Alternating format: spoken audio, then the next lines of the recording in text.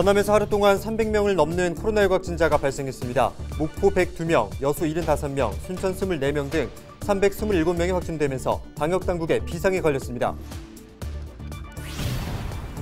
목포를 중심으로 전남 서남권에서 코로나19가 빠르게 퍼지고 있습니다. 목포에서만 하루에 100명의 확진자가 발생한 만큼 지자체가 숨은 확진자 찾기에 나섰습니다.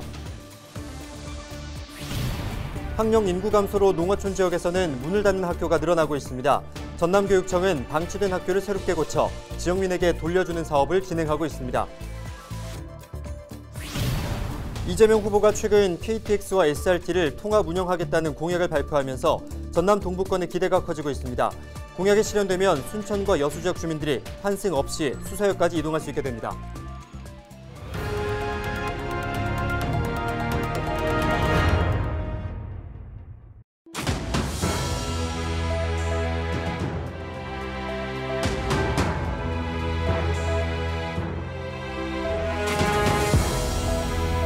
여러분 안녕하십니까? 헬로티비 전남 뉴스입니다.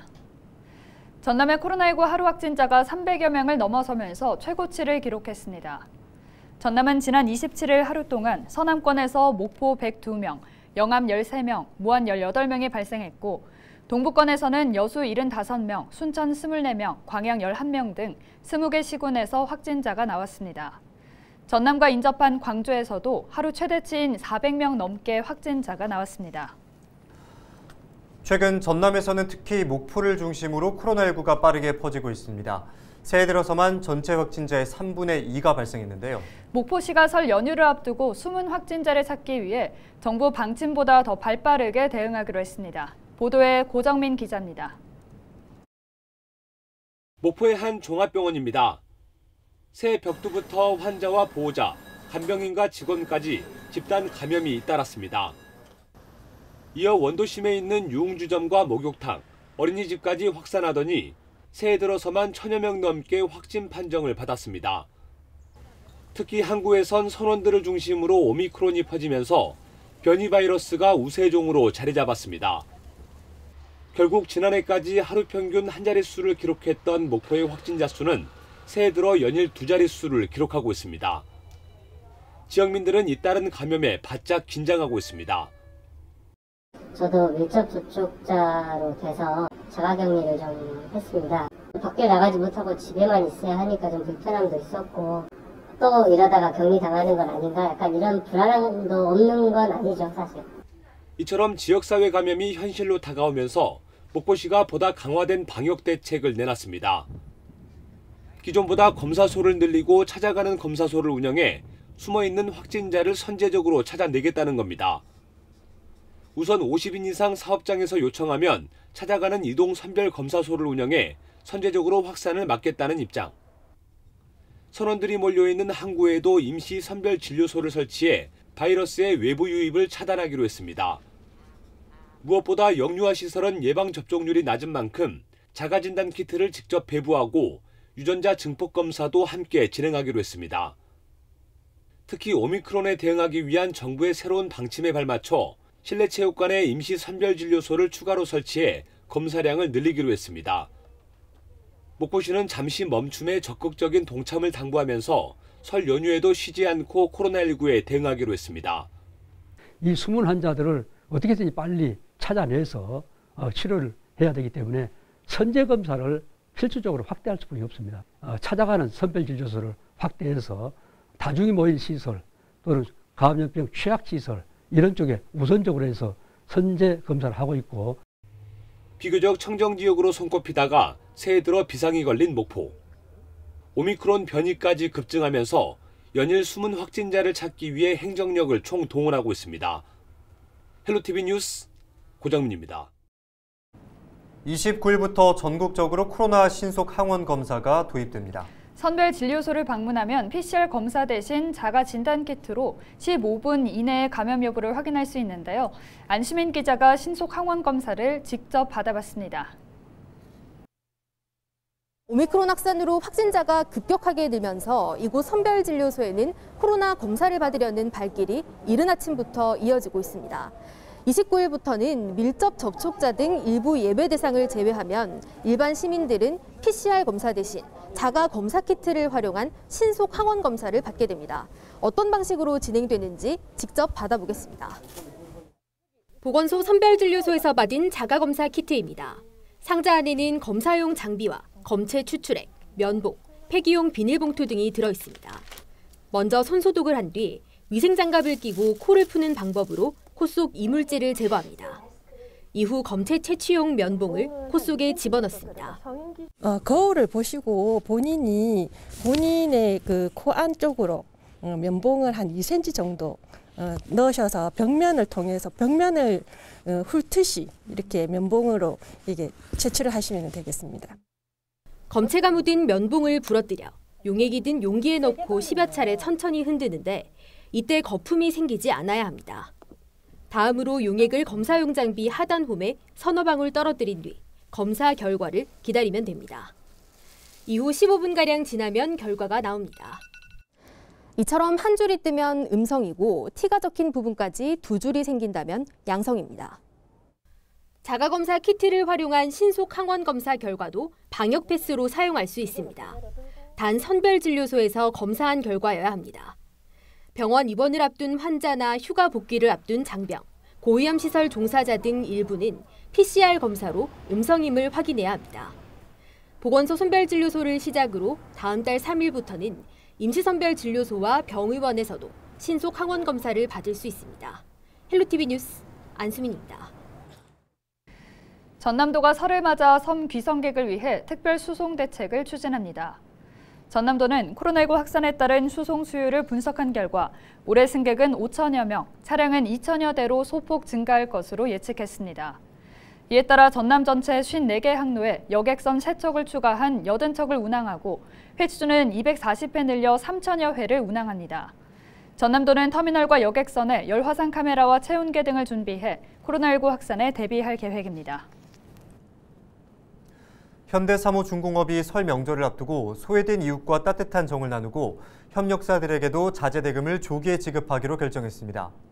현대사무중공업은 사회복지시설 31곳을 대상으로 2천만 원어치의 생필품과 상품권을 구입해 전달했습니다. 특히 설 명절을 앞두고 지역 상권을 살리기 위해 협력업체 500여 곳에 530억 원가량의 자재대금을 미리 지급했습니다. 네, 이다솜 아나운서는 이번 설 명절에 고향에 내려가시나요? 아니요, 코로나 때문에 집에 있으려고 합니다. 네, 아무래도 가족 친지분들과 모이는 게 쉽지는 않은 상황인데 코로나19가 확산하면서 이번 설 명절에도 고향 가길 포기한 분들이 많습니다.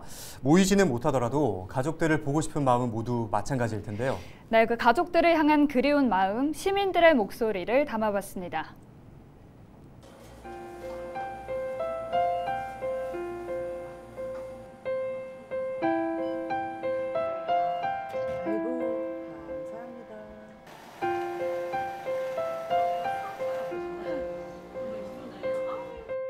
엄마! 아프신 거 딱 여기까지. 아빠가 힘드시니까 엄마가 정신 바짝 잡으시고 끝까지 아빠하고 좋은 시간 그리고 행복한 시간 보낼 수 있었으면 좋겠습니다. 그리고 다른 거 다 필요 없고 건강하시기만을 바랄게요. 사랑합니다.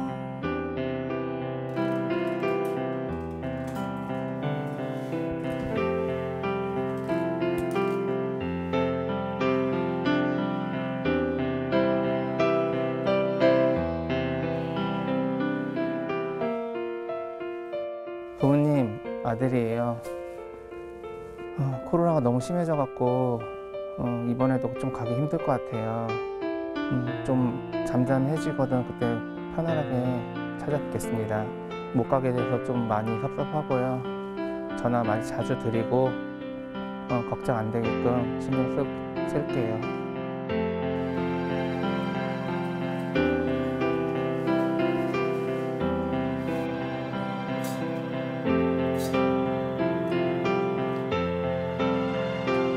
오지 말라고 얘기하려고요.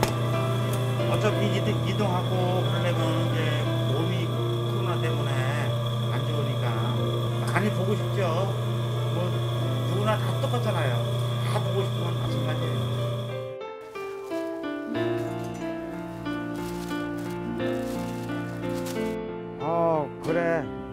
자제하고 건강하게 지내고 다음에 코로나 풀리고 나서 서로 만나자. 우리 큰딸, 둘째, 셋째 사랑한다.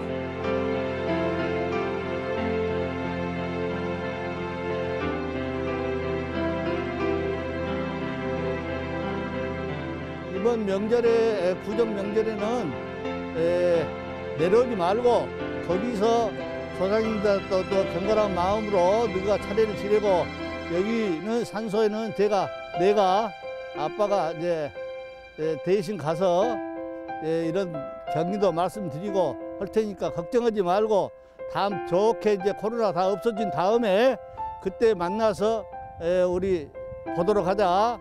잘 있어라.